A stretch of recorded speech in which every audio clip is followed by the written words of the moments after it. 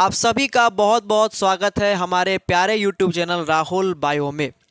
आज से हम लोग देखने वाले हैं क्लास 12th के अंदर क्लास 12th बायो का जो बोर्ड एग्ज़ाम होता है उसके अंदर जो कुछ इम्पोर्टेंट इमेज है, जो इम्पोर्टेंट डायग्राम है, तो उन डायग्राम को आज से हम लोग जो है कवर करना शुरू करने वाले हैं। तो अब कुछ दिनों के अंदर ही क्लास 12 का एग्ज़ाम जो है शुरू हो जाएगा और क्लास 12 के बायो में बहुत सारे डायग्राम जो है बोर्ड एग्ज़ाम में पूछा जाता है और वह एक डायग्राम जो है आपको एग्ज़ाम में 5 नंबर देकर जाता है। तो 5 नंबर की सवाल है, इसीलिए हम लोग काफ़ी अच्छे तरह से जो है हम लोग देखेंगे। तो आज हम लोग का जो टॉपिक है उस टॉपिक का नाम है भ्रूण कोश, और जिसको हम लोग जो है एम्ब्रियो सेक के नाम से भी जानते हैं। तो आज हम लोग देखेंगे कि एम्ब्रियो सेक जो है किस तरह से हम लोग जो है अगर एग्ज़ाम में आ जाता है तो किस तरह से हम लोग एम्ब्रियो सेक को अच्छे से बना सकते हैं और पूरे 5 नंबर पा सकते हैं। ठीक है, तो ये जो एम्ब्रियो सेक है जो NCERT बुक में दिया गया है उसी तरह से जो है इसको भी हम लोग बनाएंगे। अभी यहाँ पे जो इसका नाम वाम नहीं लिखा गया है, तो जब दोबारा फिर से एक बार बना लेंगे तो जो उसके बाद में हम लोग जो नाम वाम लिखेंगे। ठीक है, तो अब क्या करेंगे, इसको मिटाएंगे और मिटाने के बाद में हम लोग जो है स्टेप बाय स्टेप काफ़ी अच्छे तरह से एम्ब्रियो सेक को बनाना शुरू करेंगे। ठीक है, तो आपको केवल वीडियो नहीं देखना है, कॉपी और उसके बाद में पेन ले लेना है और जिस तरह से हम डायग्राम को बनाएंगे स्टेप बाय स्टेप उसी तरह से आपको भी बनाना है, तब जाकर आप बना पाइएगा। ठीक है, तो चलिए स्टार्ट करते हैं बनाना। तो चलिए हम लोग बनाना स्टार्ट करते हैं। उम्मीद करते हैं आप कॉपी और पेन लेकर बैठे होंगे। जिस तरह से स्टेप बाय स्टेप हम बनाएंगे आप भी उसी तरह से स्टेप बाय स्टेप बनाइएगा, तब जाके काफ़ी कम समय में बन के तैयार हो जाएगा। ठीक है, तो सबसे पहले क्या करेंगे, सबसे पहले एक अंडाकार जो है शेप का एक सर्कल बना लेंगे। सर्कल टाइप का ही है लेकिन अंडाकार आकार का है। कुछ इस तरह से आप जो है क्या करिए, बना लीजिए। ठीक है, सबसे पहला स्टेप में आपको कुछ इस तरह से बना लेना है।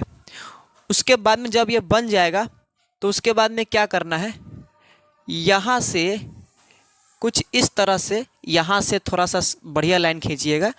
यहाँ से कुछ इस तरह से आप लोग को एक लाइन खींच लेना है। ठीक है, यहाँ से कुछ इस तरह से एक लाइन आपको खींच लेना है। उसके बाद में जब ये आपका लाइन हो जाएगा तो आपको क्या करना है, एक लाइन ऊपर से ऐसे इस साइड से और एक लाइन ऊपर से ऐसे इस साइड से, ऐसे जो है 2 लाइन खींच लेना है। जब ये आपका 2 लाइन हो जाए तो ये लाइन के हो जाने के बाद आप लोग को दोनों में एक एक गोला जो है, तीनों में एक एक गोला कुछ इस तरह से बना लेना है। बना लेने के बाद तीनों में एक एक गोला फिट कर देना है दोबारा।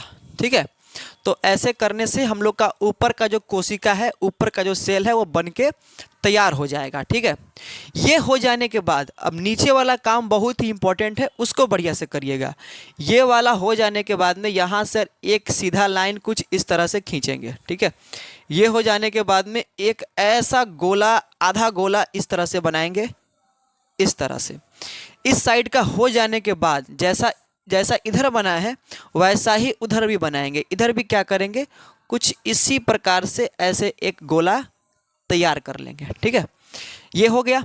ये हो जाने के बाद में अब हम लोग क्या करेंगे, इसका नेक्स्ट स्टेप पे जाएंगे और नेक्स्ट स्टेप में क्या करेंगे, एक लाइन इसके समानांतर हम लोग जो है खींचेंगे। इसी के समानांतर, इसी के पैरेलल एक लाइन इस तरह से खींचेंगे।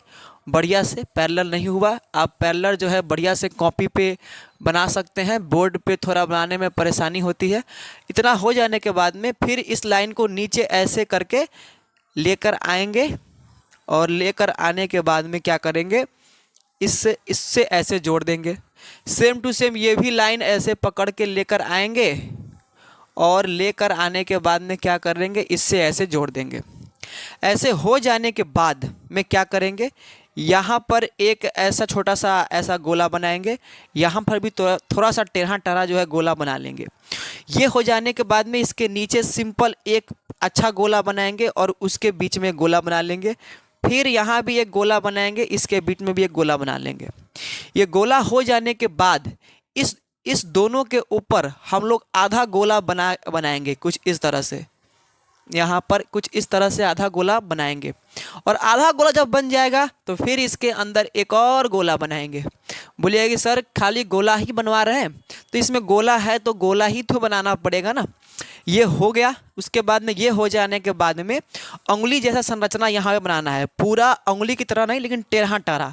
तो ऐसे यहाँ से खींचिएगा ऐसे करके, फिर ऐसे ऐसे ऐसे ऐसे टेढ़ टाढ़ जो है यहाँ पर कुछ इस तरह से यहाँ पर ऐसे बना के जो है नीचे ले आके जोड़ दीजिएगा। ये हो जाने के बाद में अब बीच वाला जो है यहाँ से स्टार्ट करिएगा ऐसे करके, और इसमें गोला बना लीजिएगा और एक गोला इससे जोड़ कर तब ऐसे निकालिएगा और ऐसे निकाल कर यहाँ पर जो है बना लीजिएगा। ठीक है। और जब ये बन जाए तो हल्का पेन चलाइएगा। हल्का पेन जो है इस लाइन और इस लाइन के बीच में जो खाली जगह है उसमें हल्का पेन चलाइएगा। ठीक है। तो यहाँ पर क्या करेंगे, यहाँ पे हम लोग थोड़ा हल्का जो है कलम से चलाकर ये जो लाइन जो है हल्का हल्का जो बीच में जो गैप हो गया है उस गैप को कुछ इस तरह से हम लोग क्या करेंगे, उस गैप को कुछ इस तरह से हम लोग भर लेंगे। ठीक है। तो ये इस तरह से हम लोग का एक एम्ब्रियो सेक जो है बन के तैयार हो जाता है। तो इतना काम करने से आपको पूरा नंबर नहीं मिलने वाला। इतना काम करने के बावजूद भी बहुत सारा काम बच जाता है। तो आइए जो बचा हुआ काम है, यानी जो इसका जो पार्ट है उस पार्ट का नाम हम लोग हिंदी प्लस इंग्लिश दोनों लैंग्वेज में लिखेंगे, ताकि जिस भी लैंग्वेज से आप है आपका जो है काम उससे चल जाएगा। ठीक है। तो चलिए इसका सब नाम लिखते हैं।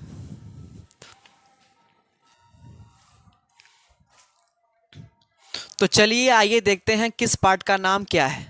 जब भी आप इसको बनाइएगा तो सबसे ऊपर की तरफ आप लोग लिखिएगा चलाजल एंड, यानी कि चलाजल सिरा। ठीक है। हिंदी में भी जो है सेम टू सेम ऐसा ही होगा। उसके बाद में इस संरचना के सबसे नीचे आप लोग लिखिएगा माइक्रोपाइलर एंड, यानी कि माइक्रोपाइलर सिरा। ठीक है। ये दो आप सबसे पहले लिखिएगा। उसके बाद में ये लिख लेने के बाद में ऊपर जो ये तीन वो संरचना जो हम लोग बनाए हैं इस सब का एक का नाम है एंटीपोडल सेल। ठीक है। तो यहाँ पर आप लोग एंटीपोडल्स लिख सकते हैं, जिसका हिंदी होगा प्रतिवयसांत। क्या होगा हिंदी होगा प्रतिवयसांत। ये हो जाने के बाद में ये जो आप देख रहे हैं ये गोला दो संरचना, इस गोले को हम लोग बोलते हैं पोलर न्यूक्लियाई। क्या बोलते हैं इसको बोलते हैं पोलर न्यूक्लियाई, यानी कि ध्रुवीय केंद्रक। इसके बाद में ये हो जाने के बाद में ये जो खाली जगह जो बच जा रहा है इस खाली जगह को आप लिखिएगा क्या, सेंट्रल सेल। क्या लिखिएगा, सेंट्रल सेल। और सेंट्रल सेल का हिंदी होगा केंद्रीय कोशिका। क्या होगा, केंद्रीय कोशिका होगा। उसके बाद में ये जो आगे जो दो कोशिका आप लोगों को दिखाई दे रहा है ये दो वाला, तो इस दो को बोलेंगे साइनर्जिड्स। क्या बोलेंगे, इस दो को बोलेंगे साइनर्जिड्स, यानी कि सहायक कोशिका। उसके बाद में ये हो जाने के बाद में ये दो कोशिका के ऊपर जो एक कोशिका है इस कोशिका को हम लोग क्या कहेंगे, इस कोशिका को हम लोग बोलेंगे एग सेल। क्या बोलेंगे, एग सेल। एग सेल यानी कि अंड। उसके बाद में ये दो साइनर्जिड के ऊपर जो अंगुली जैसा संरचना हम लोग बनाए हैं इसको बोलेंगे तंतु रूप समुच्चय। क्या बोलेंगे, तंतु रूप समुच्चय। और इस पूरे संरचना को हम लोग क्या कहेंगे, इस पूरे संरचना को हम लोग बोलेंगे भ्रूण कोश। क्या बोलेंगे, भ्रूण कोश बोलेंगे। भ्रूण कोश यानी कि इंग्लिश में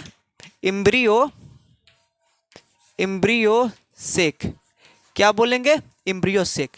तो एक इम्ब्रियो सेक के अंदर कितने कोशिका होते हैं, 1 2 3 4 5 6 7 कोशिका। कितने हुए, कोशिका हुए 7।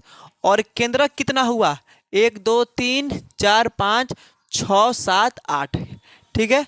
तो 8 केंद्रक 7 कोशिका वाला एक इम्ब्रियो सेक कुछ इस तरह से बनता है, जो आपके एग्जाम में काफ़ी इंपॉर्टेंट है, कई बार जो है पूछा जाता है।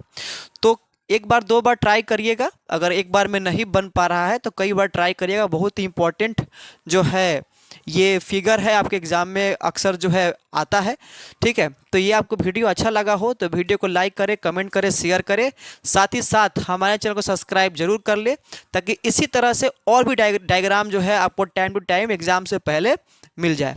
तो मिलते हैं एक नए वीडियो में एक नए डायग्राम के साथ, तब तक के लिए जय हिंद, जय भारत।